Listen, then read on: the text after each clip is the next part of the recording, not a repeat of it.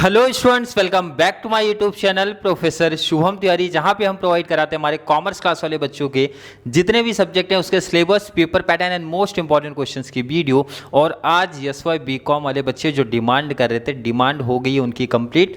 बच्चे बोल रहे थे सर सिलेबस हमारा कब चालू होगा, आप सीरीज कब से स्टार्ट करने वाले हो। तो आपकी सीरीज आज से स्टार्ट कर दी गई है।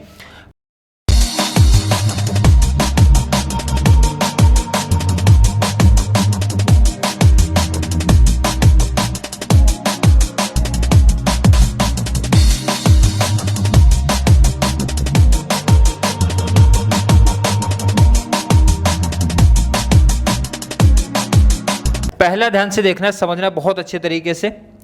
लास्ट ईयर भी आपका ध्यान रखना कि इस सब्जेक्ट का लेक्चर्स प्रोवाइड कराए गए हैं, बट इस बार मैंने बोला था थोड़ा तो कुछ नया लेके आए हैं। नया क्या है उसके बारे में बात करेंगे। ध्यान से देखना, बहुत सिस्टम से बहुत अच्छे तरीके से एक एक कॉन्सेप्ट लेके जाएंगे कि बच्चों का बहुत अच्छा कवर हो जाए। ठीक है, पहला आपका टॉपिक क्या, ध्यान दो। यहाँ पे आपका यूनिट क्या है, यूनिट एक एक चीज़ ध्यान रखना है, एक एक चीज़ मैं यहाँ पे मेंशन कर रहा हूँ। ठीक है, और इसका पीडीएफ भी शेयर कर दिया जाएगा, इसका पीडीएफ भी आपको मिल जाएगा। पहला जो टॉपिक है इंट्रोडक्शन टू मैनेजमेंट, मतलब कॉमर्स थर्ड का लेक्चर्स मैं देने वाला हूँ। मैनेजमेंट अकाउंटिंग का लेक्चर मेरा है एंड फाइनेंशियल अकाउंटिंग का लेक्चर्स मेरा है। मतलब 3 सब्जेक्ट आपके कंप्लीट कराने की जिम्मेदारी, रिस्पॉन्सिबिलिटी मेरे ऊपर आई है। तो कॉमर्स थर्ड का पहला स्टार्ट किया गया। अकाउंट्स की बच्चे डिमांड करें, बट कॉमर्स थर्ड साथ में चलेंगे, कोई इशू नहीं है। जब बोला गया तो कंप्लीट कराएंगे, थोड़ी सी स्पीड में जाके।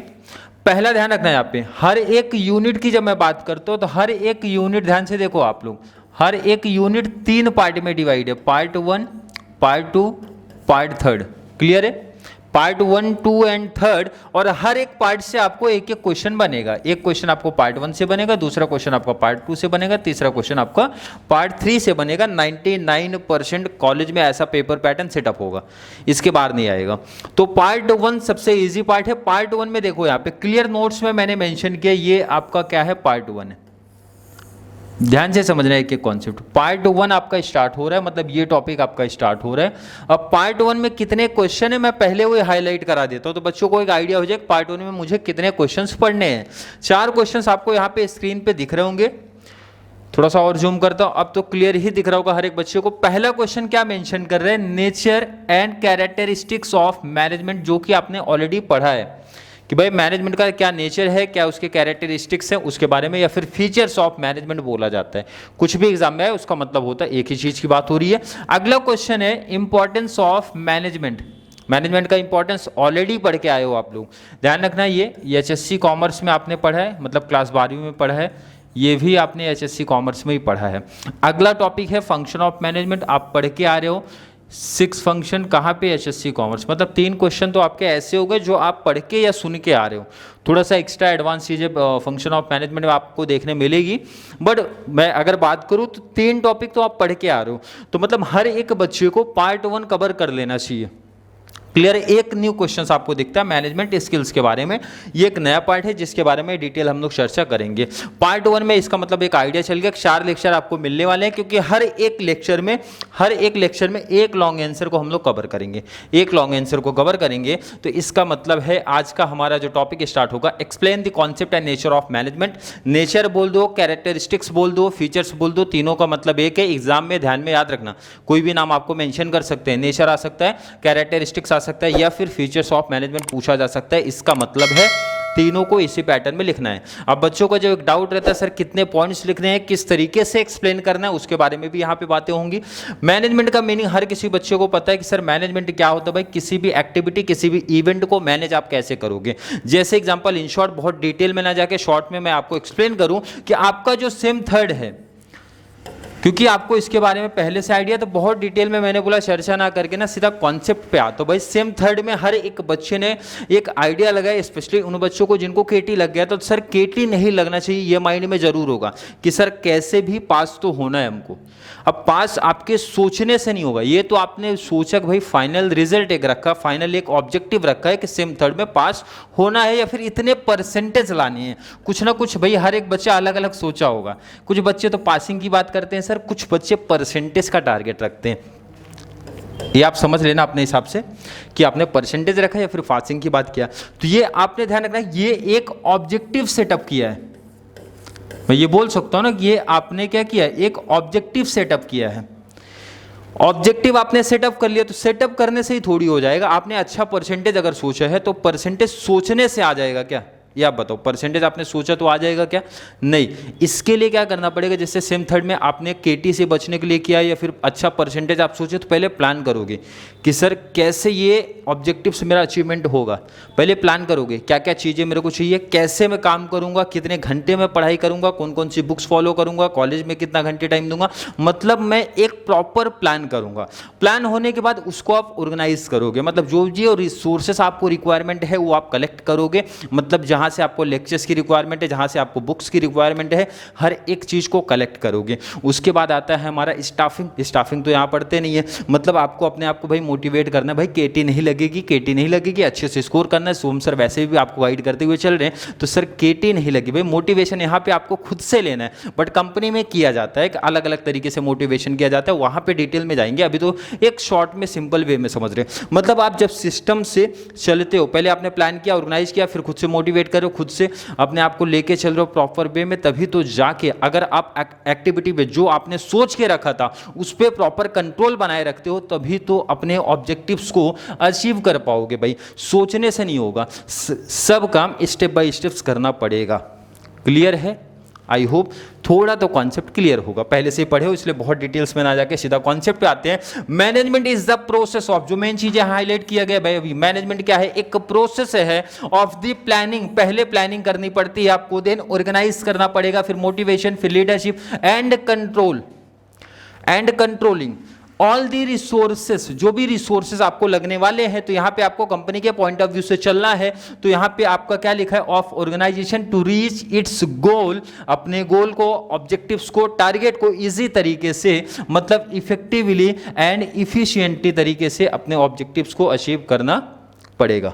क्लियर है? अगली लाइन पे चलते हैं। Management is an coordination, important चीजों को हाईलाइट कराया गया है, and administration for task to achieve goal. Management क्या है, एक प्रॉपर कोऑर्डिनेशन होना चाहिए, एडमिनिस्ट्रेशन होना चाहिए। जो आपको टास्क मिला है, टास्क यहाँ पे था पास का या फिर अच्छा एक परसेंटेज का, उसको कैसे अचीव करना है उसके बारे में बताता है। अगला टॉपिक है management is an art as well as science. पहले से सुनते हुए आ रहे हो इसलिए इस पर ज़्यादा डिटेल्स की बातें हम लोग नहीं कर रहे। नेक्स्ट आपका पॉइंट क्या बोलता है, management is not doing the work. बहुत इंपॉर्टेंट चीज बोल रहा है कि मैनेजमेंट काम नहीं करता है, मैनेजमेंट काम करा के लेता है। प्रॉपर मैनेजमेंट क्या होता है, मैनेजमेंट काम थोड़ी करता है, मैनेजमेंट लोगों से काम करवा के लेता है भाई, वो चाहे मोटिवेट करके, लीडरशिप से, मतलब हर एक तरीके से, बट काम करा के लेने को ही क्या बोलते हैं, management. Management is not doing the work but getting the work done. ध्यान से देखो, यहां पे क्लियर बोल रहे भाई कि काम करा के ले रहा है, done through the effort of the others, other लोगों से काम करा के लेना। जैसे यहाँ पे क्या होता है कि कंपनी में मैनेजर जो होता है भाई, एम्प्लॉय को मोटिवेट करके, प्रॉपर डायरेक्शन देके, मतलब क्या कराता है, काम करा के उनसे क्या करते हैं, काम करा के लेते हैं वो। क्लियर है? इट मोटिवेट्स अदर, पब्लिक को क्या करते हैं, मोटिवेट करते हैं to perform a specific job. Clear है? आई होप क्लियर पॉइंट हुआ होगा। सर अब बच्चों को जो डाउट है वो भी क्लियर करते हुए चलूंगा। सर ये आपने 1 2 3 4 पॉइंट में लिखा, तो ऐसे लिखना है क्या, बिल्कुल लिखना है। 2 से 3 पॉइंट आप लिख दो, कोई भी 2 से 3 पॉइंट कोई भी लिख दो, 4 जरूरी नहीं, 4 लिखा तो 4 ही लिखना है, बट जैसा आपको कंफर्टेबल लगे वैसा लिखो, क्योंकि हर एक टाइप के पब्लिक बैठी है ना, हर एक टाइप के स्टूडेंट्स है, तो मुझे हर किसी को बताना भाई। टॉपर्स की कैटेगरी में हो तो समझो यहाँ पे 4 लिख सकते हो, कोई दिक्कत नहीं है, बट 4 मुझे ऐसा लगता है कि काफी ज्यादा मीनिंग हो जाएगा, तो 3 प्रीफर करो, आप कोई भी 3 प्रीफर कर सकते हो। क्लियर है?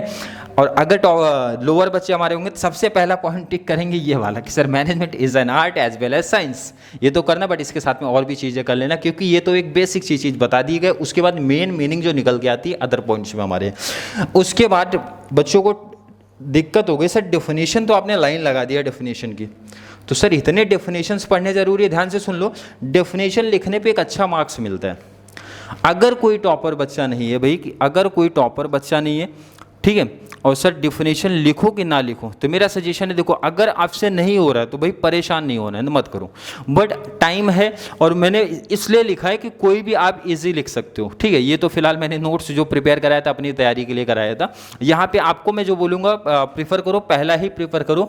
मेरी पार्कर फॉलेट का एक छोटा सा डिफाइन, बहुत सिंपल सा डिफाइन बोलता है कि management is an art, management एक क्या है, एक आर्ट है टू गेटिंग थिंग्स। वही सेम चीज बोल रहा है भाई, काम करा के, भाई डन करा के लेना, किससे लेना, डन करा के पब्लिक से, अदर लोगों से काम करा के लेना। बहुत सिंपल सी डिफाइन है। Management is an art, management एक कला है, काम करा के लेना मींस गेटिंग थिंग्स डन, जो भी थिंग्स है, जो भी एक्टिविटी है, जो भी टास्क मिला है, अदर लोगों से करा के ले लो, उसी को बोला जाता है क्या, मैनेजमेंट बोला जाता है। सेकंड डेफिनेशन भी इजी है, तो डेफिनेशन ध्यान रखना, अगर कोई बच्चा लिख रहा है एक डेफिनेशन इनफ है, एक से ज्यादा डेफिनेशन मत लिखो, वो मैंने यहां पे लिख दिया, बाकी बहुत इजी टॉपिक है, कोई भी डेफिनेशन आप सेलेक्ट कर लेना। डेफिनेशन पे ज्यादा चर्चा नहीं करेंगे, सीधा टॉपिक पे आते हैं। टॉपिक ध्यान रखना, लास्ट टाइम आपको सिर्फ मैंने पॉइंट्स ही लिखा था ना, इस बार तो एडवांटेज ये मिल रहा है भाई हर एक पॉइंट्स का एक्सप्लेन अभी आपको नीचे दिख रहा है। लास्ट टाइम तो मैंने एक्सप्लेन पॉइंट्स ही यहाँ पे मेंशन किया था, ठीक है। ध्यान से देखो, आई होप हर एक बच्चे को दिख रहा होगा। नेचर वर्ड आ सकता है, कैरेक्टरिस्टिक्स आ सकता है, या फिर फीचर्स ऑफ मैनेजमेंट आएगा। तो देखो कितना इजी एक कोड वर्ड दिया गया है, क्या क्या दिया गया, ध्यान से देखो, A3 F2 I2 G3, देखो पॉइंट्स कितना इजी तरीके से याद हो गया। आपको 7 to 8 मार्क्स के लिए आता है, तो पॉइंट्स कितना लिखना है सर, 7 to 8 पॉइंट्स भी लिखना है आपको एक अच्छे स्कोर के लिए। काफ़ी बच्चे कम लिखते पॉइंट्स, ध्यान रखना। मेरा सजेशन है, अगर आप अपना ओन वर्डिंग लिख रहे हो और आपका इंग्लिश में मतलब सेंटेंस प्रॉपर नहीं है, तो 7 to 8 पॉइंट्स इनफ है बहुत अच्छा स्कोर करने के लिए।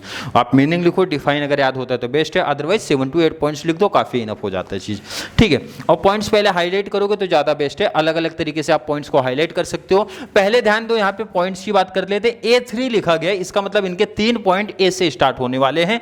पहला बोल रहे भाई ऑल परवेसिव, सेकेंड है an art as well as science, third है एप्लीकेशन एट ऑल लेवल। देखो कितना इजी तरीके से 2-3 बार आप कर लोगे। A3 मतलब 3 पॉइंट्स हमारे ए से स्टार्ट हो रहे हैं, तो ऑल परवेसिव की बात कर दिया, an art as well as science की बात हो गई, एप्लीकेशन एट ऑल लेवल की हमारी बात हो गई। F2 मतलब 2 पॉइंट्स हमारे F से स्टार्ट होंगे, फ्लेक्सिबिलिटीज एंड फॉलोज प्रिंसिपल। देखो लाइन बोल रहा है भाई फ्लेक्सिबिलिटी की बात हो रही है, फॉलोज प्रिंसिपल की बात हो रही है।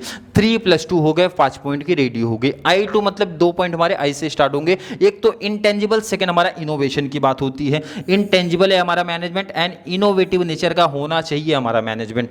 नेक्स्ट पॉइंट बोला G3 मतलब 3 पॉइंट हमारे ऐसे हैं जो G से स्टार्ट होने वाले हैं, मतलब सर ग्रुप एक्टिविटी की बात हो रही है, गोल ओरिएंटेड की बात हो रही है, टारगेट होना चाहिए, एंड ग्लोबल एप्लीकेबल की बात होती है। उसके अलावा देखो आप यहाँ पे पॉइंट काउंट कर लो, 3+3 हो गए 6, +2 कितने हो गए 8, 8+2 हो गए 10, 10 पॉइंट तो आपको यही दिख रहा है। लिखना कितना है 7 to 8 पॉइंट्स, जो आपको इजी लगेगा लिख दो। उसके बाद भी मैंने यहां पे 2 पॉइंट्स एक्स्ट्रा लिखा है, process help to coordinate and coordination.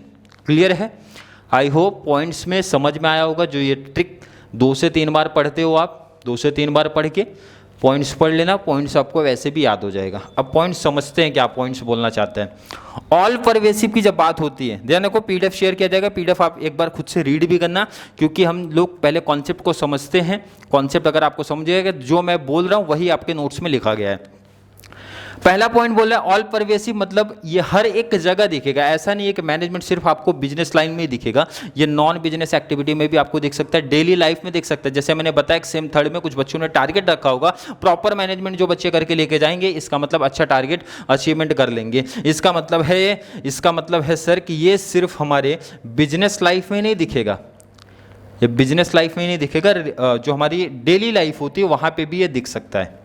Clear है? जैसे बात करते हैं एग्जांपल्स फटाफट देखते हैं। Management is an activity that touches all the walk of life, मतलब लाइफ के हर एक जगह पे दिख सकता है। It is applicable at all the types of business organisation. Business में तो मैनेजमेंट दिखता ही है भाई, बिजनेस में मैनेजमेंट दिखेगा, but and non business organisation में भी दिखता है। जैसे मैंने बताया डेली लाइफ में भी हमारी प्रॉपर मैनेजमेंट होगा तभी तो ऑब्जेक्टिव्स अचीवमेंट होगा, और एग्जांपल्स भी वही लिया गया मैंने। Management is also applicable to individuals activity such as study. आपके एग्जांपल्स के लिए दिया गया, for example a student need to plan his study. आपके ऊपर दिया कि भाई अगर प्रॉपर स्टडी आपको करना है, एक अच्छा टारगेट लेके जाना है, तो क्या क्या करना पड़ेगा भाई? ऑर्गेनाइज्ड नेसेसरी स्टडी मटेरियल, क्या क्या मटेरियल लगने वाले हैं, क्या क्या नोट्स लगने वाले हैं, कौन कौन से सब्जेक्ट लगने वाले हैं, उसको करना पड़ेगा। गेट नेसेसरी गाइडेंस, आपको प्रॉपर एक गाइडेंस भी तो चाहिए, जैसे यहाँ पे गाइडेंस मैं आपको प्रोवाइड कर रहा हूँ, प्रॉपर गाइडेंस भी चाहिए अच्छा स्कोर करने के लिए। इंस्ट्रक्शन चाहिए फ्रॉम द टीचर्स, टीचर से चाहिए, चाहे आप कॉलेज के क्लासेस के जहाँ पे भी जाते हो वहाँ से लेने हो। And if necessary adopt certain and control measure so that he completes the study systematically, मतलब जो आपने टारगेट रखा है प्रॉपर कंट्रोल रखोगे तभी टारगेट मिलने वाला है। तो अभी से ध्यान रखना, प्रॉपर एक टारगेट, प्रॉपर मैनेजमेंट लेके चलो एक अच्छा स्कोर करने के लिए। कोई दिक्कत नहीं सर, पॉइंट समझ गया है। सेकंड पॉइंट पे बस चलते हैं, an art as well as science. Point सुनते हुए पहले से आए हो कि मैनेजमेंट एक आर्ट है और क्या है, साइंस है, ये तो बेसिक्स ही बोलता है। और प्रैक्टिकल में मैनेजमेंट क्या होता है, आर्ट होता है, क्योंकि हर कोई मैनेजमेंट नहीं कर सकता है, जिसके पास वो स्किल्स होगी वही कर पाएगा। तो पहला लाइन बोला, there is a considerable debate as to whether management is an art as science, but practical क्या बोलता है, managing is an art, एक कला है, because management is an art because certain skills, कुछ तो skills चाहिए, essential of a good management। skills किसके चाहिए भाई? प्रॉपर मैनेजमेंट आप करा के ले लो, किससे? पब्लिक से। क्लियर है? अगला पॉइंट बोल रहा है, management is a science. Management science क्यों है? Because it has an organised body of knowledge. आपके पास स्किल्स तो है बट आपके पास नॉलेज भी तो होना चाहिए, तभी तो आप कोई भी टॉपिक, कोई भी कॉन्सेप्ट, कोई भी ऑब्जेक्टिव्स को इजीली अचीवमेंट करवा सकते हो। इसीलिए बोला गया मैनेजमेंट एक आर्ट है और क्या है, साइंस भी है। इसमें ज़्यादा बातें हम लोग ने नहीं किया। अप्लीकेबल एट ऑल लेवल, हमारे कितने लेवल होते हैं आपको पता होगा मैनेजमेंट में सर? एक हमारा होता है टॉप लेवल, सेकेंड हमारा होता है मिडल लेवल, थर्ड हमारा होता है लोअर लेवल। ये जब से हमने मैनेजमेंट स्टार्ट किया तब से आपको पता होगा। तो ये मैनेजमेंट सीधा बोलता है जितने भी लेवल ऑफ मैनेजमेंट है सब पे अप्लाई होगा, तभी प्रॉपर मैनेजमेंट किसी भी कंपनी का चलेगा। Every organisation needs managers for managing business activity. The managers basically the same at all levels होने चाहिए। एंड आगे की लाइन बोलती है, the managers at the higher level have more important duties. जो हायर लेवल के होते हैं उनका मोर इंपॉर्टेंट होता है ड्यूटी, क्योंकि वही कंपनी की प्लान डिसीजंस वही लेते हैं। While managers at the lower level have to function in a routine manner, मतलब जो लोअर लेवल के होते हैं तो उनको वो तो उनका डेली का काम है, बट जो टॉप लेवल मैनेजमेंट होती है वो क्या रहता है, बहुत इंपॉर्टेंट डिसीजन रहता है हर एक चीज़ के रिगार्डिंग। क्लियर है? आई होप कॉन्सेप्ट क्लियर है। अगले पॉइंट्स पे शिफ्ट होते हैं। फ्लेक्सिबिलिटी की बात करता है। फ्लेक्सिबिलिटी मतलब क्या होता है, चेंजेस होना चाहिए। ऐसा नहीं है कि कोई भी मैनेजमेंट अगर आपने रख दिया तो वही फिक्स हो गया, वही फिक्स नहीं होना चाहिए। उसको अपने सिचुएशन के अकॉर्डिंग उसको चेंजेस करना चाहिए, उसको मॉडिफाई करते रहना चाहिए। चलिए बात करेंगे। Management principles are flexible in nature. कैसे होने चाहिए? फ्लेक्सिबल इन नेचर के होने चाहिए। It means they can changed और मॉडिफाइड, दोनों वर्ड इंपॉर्टेंट है। उसको आप चेंज कर सकते हो, उसको आप मॉडिफाइड कर सकते हो। कभी कैसे? According to the situation, situation के अकॉर्डिंग आपको करना है। अगली लाइन बोले, मैनेजमेंट कैन बी फ्लेक्सिबल या फिर implementation principle to suit the requirement. जैसा रिक्वायरमेंट आपको चाहिए वैसा मैनेजमेंट आप उसके अकॉर्डिंग शिफ्ट कर सकते हो। Management principle can be adjusted, adjust होना चाहिए या फिर मॉडिफाइड होना चाहिए। And can be used in the organisation according to its need. जैसा उसकी नीड है उसके अकॉर्डिंग आप सेटअप कर दो। अब जैसे देखो, मुझे पता है आपको लेक्चर्स की रिक्वायरमेंट ज़्यादा है, तो मैं क्या करूँगा, लेक्चर्स जितने जल्दी पॉसिबल हो सके उतने लेक्चर्स लेके आ जाऊँगा। क्लियर है? क्यों? क्योंकि अभी मुझे पता है बच्चों को नीड लेक्चर्स की ज़्यादा है, तो वही उसके हिसाब से होना चाहिए। सेम मैनेजमेंट बोलता है। ऐसा नहीं है कि जो रूल्स मैंने बोल दिया कि एक दिन में एक लेक्चर मिलेगा तो ऐसे ही नहीं मिलेगा। हो सकता है कभी देखा रहेगा आपने इतना बीच में ब्रेक हो गया, लेक्चर्स ही नहीं मिले, तो मतलब फ्लेक्सिबल नेचर का एक दिन में अब ऐसा टाइम भी आएगा कि 2 से 3 लेक्चर 4 लेक्चर्स भी अपलोड हो सकते हैं कि नहीं, मतलब फ्लेक्सिबल नेचर का होना चाहिए। जैसे हमारे बच्चों की डिमांड है उसके अकॉर्डिंग आप चलो। तो सेम ये मैनेजमेंट ही बोलता है, जैसा रिक्वायरमेंट रहेगी, जैसी सिचुएशन रहेगी उसके अकॉर्डिंग उसको आप मॉडिफाई कर दो, चेंज कर सकते हो। क्लियर है क्या? बिल्कुल सर। अगला पॉइंट है फॉलोस प्रिंसिपल। प्रिंसिपल कुछ बोल रहा है फॉलो करने की। अगर आप पढ़े हो, अगर आपने 14 प्रिंसिपल ऑफ मैनेजमेंट पढ़ा है, जो कि अभी आगे इसमें भी पढ़ने वाले 14 प्रिंसिपल पढ़ा है क्या सर? कुछ बच्चे बोलते सर पढ़ा है, 2-4 प्रिंसिपल तो हमको याद है। देखो हेनरी, ये 14 प्रिंसिपल कभी किसने दिया था? हेनरी फेयोल ने दिया था। हेनरी फ्यूल ने दिया था और बहुत सिंपल सी बात रखी थी, कोई भी ऑर्गेनाइजेशन अगर ये 14 प्रिंसिपल फॉलो करके लेके जाती है तो अपना ऑब्जेक्टिव्स इजी तरीके से अचीवमेंट कर ले जाएगी। क्या बोला जा रहा है? इजी तरीके से अचीवमेंट करके लेके जाएगी।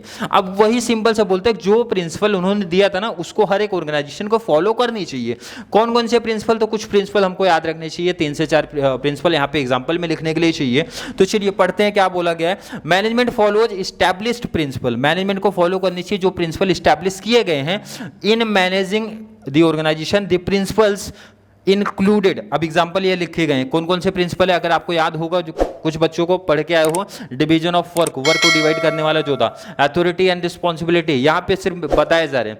ये 14 प्रिंसिपल्स अभी आप आगे पढ़ोगे, मतलब यहाँ सीधा से ये बोलो तो मैं कुछ बोल रहा हूँ, कुछ प्रिंसिपल आप लिख दो जो आपको भी याद होगा। डिसिप्लिन हो गया, ऑर्डर हो गया, यूनिटी ऑफ डायरेक्शन हो गया, इक्विटी हो गया।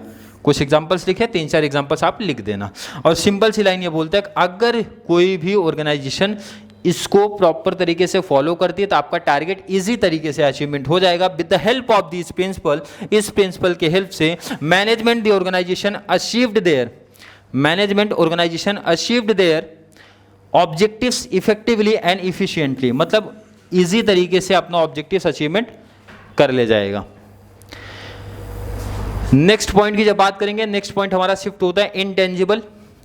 इंटेंजिबल वर्ड आप लोगों को पता होगा, intangible means which can not be seen और टच, जिसको हम लोग देख नहीं सकते, टच नहीं कर सकते, बट उसके रिजल्ट से हम लोग पता कर सकते हैं कि भाई क्या नेचर है। तो मैनेजमेंट डिसाइड होता है कि किस टाइप का, मतलब उनके रिजल्ट से डिसाइड होगा कि वहाँ का मैनेजमेंट कैसा है। तो ये याद रखना, ऑब्जेक्टिव्स में पूछा जाएगा कि मैनेजमेंट कौन से नेचर का है।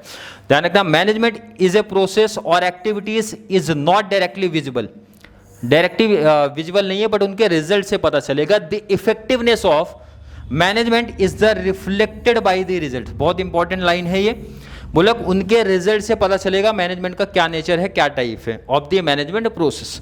नेक्स्ट पॉइंट है effective management process can be generated higher result, result आपका हायर रहेगा, उससे पता चलेगा। इट मीन्स हायर प्रोडक्टिविटी की बात हो रही है, इफेक्टिव की बात हो रही है, डिसिप्लिन वर्कफोर्स की बात हो रही है, एंड आपका रिलेशन अच्छा होना चाहिए ऑर्गेनाइजेशन में, इसकी बातें होती है। कुछ एग्जांपल्स लिखे गए, एग्जांपल्स आप याद रख लेना जब भी बात होगी रिजल्ट की। तो चलिए नेक्स्ट पॉइंट हमारा आता है इनोवेशन। इनोवेशन मतलब हमेशा कुछ नया होना चाहिए। जैसे आप लोग के लेक्चर्स में कुछ नया हो रहा है लास्ट ईयर से, लास्ट ईयर आपको व्हाइट बोर्ड पे सिखाया गया था और सिर्फ मैंने पॉइंट्स लिख के बता दिए थे, बट इस बार कुछ तो अपडेट हुआ, कुछ तो नया किया गया, भाई इनोवेटिव हुआ है। तो इनोवेटिव होगा तभी तो और बच्चे कनेक्ट होंगे और बच्चों को अच्छी फैसिलिटी यहाँ पे मिलने वाली है। Management need to be creative, creative and innovative होना चाहिए, innovative. Survival and success of any organisation is largely depend upon the quality of management, या फिर आप बोल सकते हो भाई इनोवेशन के ऊपर डिपेंड होती है। इनोवेशन का मतलब क्या होता है? Manager must come with the new and creative ideas लेके आना चाहिए, न्यू एंड बेटर प्रोडक्ट होना चाहिए पहले से, जैसा मैंने अभी एग्जाम्पल दिया था।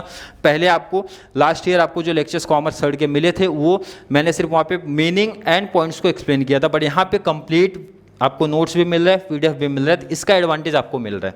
तो नया है और उससे बेटर है, क्लियर है। एंड लास्ट आपका कॉस्ट इफेक्टिव प्रोसेस, पहले भी आपको लेक्चर्स फ्री थे, अभी भी आपको फ्री ही चल रहे हैं, क्लियर है ना। आई होप क्लियर होगा क्या बोला जा रहा है। इनोवेशन गिव्स कॉम्पिटिटिव एडवांटेज है to the firm, objectives are achieve with the higher efficiency at minimum cost, minimum cost पे आपको अच्छा रिजल्ट लेके आना है। इजी पॉइंट से इसलिए थोड़ी सी स्पीड में जा रहे हैं हम लोग। नेक्स्ट पॉइंट है हमारा ग्रुप एक्टिविटी। ग्रुप एक्टिविटी, कोई भी काम करना है तो ग्रुप में हम लोग जब करते हैं तो वो काम इजी तरीके से हो जाता है। मतलब अगर कोई एक वर्क, एक काम मैं किसी एक पर्सन को दूं तो उसके ऊपर लोड ज़्यादा हो जाएगा, बट वही काम को मैं 2 से 3 पर्सन में अगर डिवाइड करता हूं तो कॉमन सी बात है भाई, काम अच्छे तरीके से हो जाएगा और एक अच्छा रिजल्ट आपको देखने मिलेगा। तो कंपनी में भी यही होना चाहिए, कोई एक बंदा अकेले काम करेगा तो प्रॉब्लम हो सकती है, अगर पूरी टीम मिलकर काम करेगी तो वो काम डिवाइड हो जाएगा और हर कोई पर्सन वो काम ईजी तरीके से बहुत अच्छे तरीके से करके लेके जाएगा। इसीलिए बोला जा रहा है कि टीम वर्क होना चाहिए। Proper management required team work, team work अगर रहेगा तो मैंने बोला है अगर कोई काम मैं किसी एक पर्सन को देता हूं तो उसके ऊपर वर्कलोड ज्यादा होगा और वही काम 2 से 3 पर्सन में डिवाइड कर दूंगा, बांट दूंगा, तो सिंपल सा रहेगा कि काम आपका जल्दी हो जाएगा और बेटर तरीके से हो जाएगा। The combined effort of all the managers bring success to the organisation. ये सब लाइन वही लिखी गई है जो कि आप खुद से पढ़ सकते हो, खुद से कर सकते हो, क्लियर है। अब यहाँ पे एग्जाम्पल से समझ जाओ आप क्या लिखा गया है। A marketing manager may not be able to achieve success. Marketing manager को सिर्फ अकेले ही सक्सेस नहीं मिलेगा, इसके लिए सपोर्ट चाहिए किसका? Without the support of production manager. Production manager काम करके देगा तभी तो उनको हेल्प होगा। परचेज मैनेजर, मतलब हर एक मैनेजर, ध्यान से देखो, अगर ये टीम वर्क कर रहे हैं ना तभी तो सबको सक्सेस मिल रहा है। नेक्स्ट आपका आता है गोल ओरिएंटेड। गोल ओरिएंटेड में याद रखना कि आपने जो परसेंटेज रखा है उसके ऊपर फोकस रहना है और उसी के अकॉर्डिंग काम करना है। जो भी आपने टारगेट रखा होगा, जो भी आपने परसेंटेज रखा होगा सेम थर्ड में, उसी के अकॉर्डिंग काम करना है। गोल ओरिएंटेड होना चाहिए भाई, टारगेट अपना देखते हुए चलना है। तो सिंपल 2 लाइन में लिखा गया। Management places emphasis on result, result पे फोकस होना चाहिए। Activities of the managers are focused on the attainment of the goals और रिजल्ट पे होना चाहिए। It is not just activity that matters but better result, better result आना चाहिए। The result can in the form of, ये example से याद रखना कैसे फॉर्म में होना चाहिए। रिडक्शन ऑफ वेस्टेज होना चाहिए, वेस्टेज आपका कम होना चाहिए, ऐसे फॉर्म में होना चाहिए। ऑप्टिमम यूज ऑफ रिसोर्सेज, जो अभी आपके रिसोर्सेज मिल रहे हैं, जैसे आपको ये यहाँ पे जो लेक्चर्स मिल रहे हैं भाई, बहुत अच्छे तरीके से उसको यूटिलाइज आप करो। Motivation, workforce and higher efficiency, example से याद रखना। नेक्स्ट चलते हैं अगले पॉइंट पे। अगला पॉइंट क्या है आपका? Global applicable. ऐसा नहीं है कि मैनेजमेंट हमारे कुछ ही कंट्री में चलता है या फिर इंडिया में चलता है, ये जितनी भी दुनिया है हर एक जगह चलेगा। मतलब सिंपल सी बात बोल रहा है, प्रिंसिपल ऑफ मैनेजमेंट जो आप पढ़ते हो हैव ए ग्लोबल एप्लीकेशन। कौन सा एप्लीकेशन है? ग्लोबल है। इसका मतलब है प्रिंसिपल ऑफ मैनेजमेंट कहाँ पे चलेगा? आर नॉट रिस्ट्रिक्टेड, ये रिस्ट्रिक्टेड नहीं है टू द फ्यू कंट्रीज, हर कंट्रीज में नहीं, ये जितनी भी कंट्रीज है यहाँ पे सिंपल सी लाइन बोला है, अक्रॉस ऑल कंट्रीज में चलने वाला है, हर एक जगह आपको देखने मिलेगा। नेक्स्ट पॉइंट की बात करेंगे, प्रोसेस। मैनेजमेंट रुकता नहीं है। जैसे आपको बता दिया जाए, आपका देखो इधर सेम थर्ड अभी चल रहा है, सेम थर्ड में जो आपने टारगेट रखा था वो अचीवमेंट हो गया, तो अगला सेम आपका आ जाएगा, फिर से मुलाकात हो जाएगी किसकी? सेम 4। ध्यान से देखो यहाँ पे फिर जो आपने प्लान किया था, मतलब गोल तो अचीवमेंट हो गया, फिर लेकिन आपको फिर से वही एक्टिविटी फॉलो करना है। तो कंपनी में भी यही होता है, मंथ में टारगेट दिया गया, कंपनी ने अचीव किया, उसके बाद फिर से नेक्स्ट मंथ में टारगेट होगा। मतलब ये कंटिन्यू चलते रहेगा भाई, लगातार चलते रहेगा। तो इनका प्रोसेस क्या, ध्यान रखना, ऑब्जेक्टिव्स में पूछा जाता है, याद रखना। Management is a systematic process undertaken by managers to attend objectives. The management process involve, management process में क्या क्या इन्वॉल्व होता है, ध्यान रखना। पहले प्लानिंग एक्टिविटी होता है, किसी भी एक्टिविटी को प्लान करना, organise resources and directing, subordinate को डायरेक्शन देना एंड कंट्रोलिंग। इसलिए क्या बोला जाता है, प्रोसेस क्या है मैनेजमेंट का? कॉन्टिन्यूअस नेचर का है, मतलब लगातार चलने वाला है ये। लास्ट आपका help to coordinate and control. Coordination होना चाहिए, मतलब तालमेल होना चाहिए हर एक डिपार्टमेंट के बीच में, एम्प्लॉय मैनेजमेंट के बीच में, एंड प्रॉपर कंट्रोल होना चाहिए। जो भी आप कर रहे हो काम, जो भी एक्टिविटी आप कर रहे हो, उस पर प्रॉपर कंट्रोल आपका होना चाहिए। पॉइंट्स में इंपॉर्टेंट चीज़ों को हाईलाइट किया गया, ध्यान से पढ़ लेना आप लोग। Management principles are the guidelines for the better coordination. Coordination आप लोग का अच्छा होना चाहिए, हर एक डिपार्टमेंट के बीच में अच्छा होना चाहिए, एंड कंट्रोल भी आपको चाहिए। नेक्स्ट आपका coordination is the essence of management, it gives one clear direction to the whole organisation. Coordination से क्या होता है, हर एक पूरी ऑर्गेनाइजेशन को एक क्लियर डायरेक्शन मिलता है भाई, क्या काम करना है, क्या टारगेट रखे गए, क्लियर डायरेक्शन है, क्लियर है। और प्रॉपर जब आप कंट्रोल रखोगे तो जो भी आपने टारगेट रखा है, जो भी आपने गोल रखा है, वो इजी तरीके से अचीवमेंट हो जाएगा। क्लियर है? तो यहाँ पे आज हम लोग ने कवर कर लिया है, एक आपका क्वेश्चन कंप्लीट हो गया, नेचर ऑफ मैनेजमेंट। अगर मैं बात करूँ लास्ट जाते जाते, क्या लिखा के दिया गया था, A3 I2 F2 G3। अब जिन बच्चों को याद हो गया होगा पॉइंट, बहुत अच्छी बात है, नहीं तो आप लोग फिर से नोट्स जो भी रहेगा उसका लिंक आपको डिस्क्रिप्शन में मिल जाएगा, वहाँ से आप PDF डाउनलोड कर सकते हो। फिर भी किसी बच्चे को आज के वीडियो में कोई भी डाउट, कोई भी कन्फ्यूजन किसी पॉइंट में लगा होगा, थोड़ी सी स्पीड में इसलिए गए हैं क्योंकि ये कॉन्सेप्ट आप पहले पढ़ के आए हो, इसलिए थोड़े से स्पीड में गए। जब आपके लिए कोई न्यू कॉन्सेप्ट आएगा तो वहाँ पर हम लोग थोड़े से और डिटेल में थोड़ी सी उस कॉन्सेप्ट के बारे में इन्फॉर्मेशन आपको देंगे। फिर भी किसी बच्चे को आज की वीडियो को लेकर कोई भी डाउट, कोई भी कन्फ्यूजन अगर क्रिएट हुआ है तो नीचे कॉमेंट में ऐड करना, या फिर वीडियो थोड़ी सी हेल्पफुल लगती है तो वीडियो को लाइक करना, अच्छे अच्छे कमेंट ऐड करो, और जितना ज़्यादा पॉसिबल हो सके हमारे SY BCom वाले बच्चों को चैनल का लिंक शेयर करते रहो, ताकि उनको इस चैनल के थ्रू बहुत बड़ा एडवांटेज मिलता रहे। तो चलिए मिलेंगे नेक्स्ट क्लास में, तब तक के लिए थैंक यू सो मच।